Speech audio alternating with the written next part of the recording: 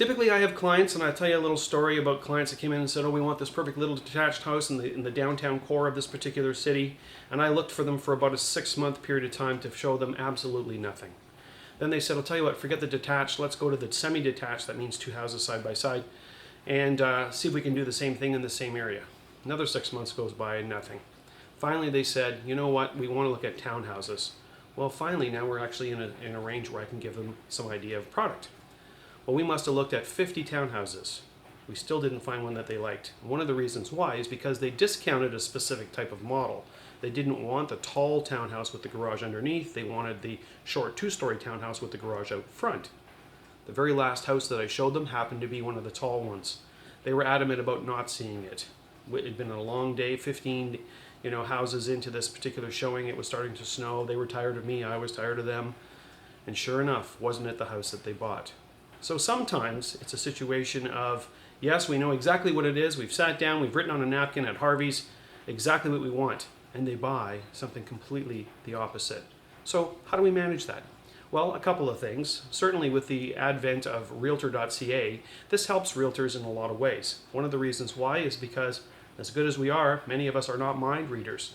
So even with a written description that you tell us, we want 3 bedrooms and 2 baths and a garage and a patch of grass in the back for the kids, sometimes that's not exactly what you're thinking to buy.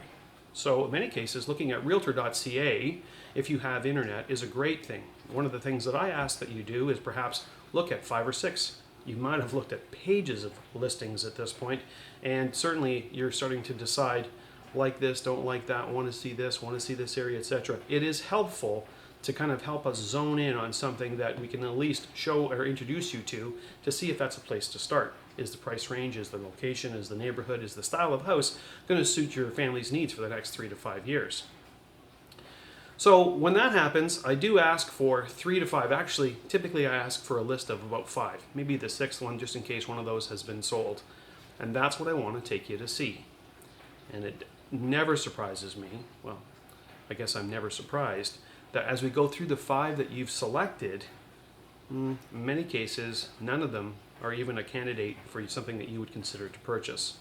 Why? Because the pictures make them look good, marketing looks good, it's not in the area you thought it was going to be in, etc. You're a little disappointed in the first 5 selections that you have.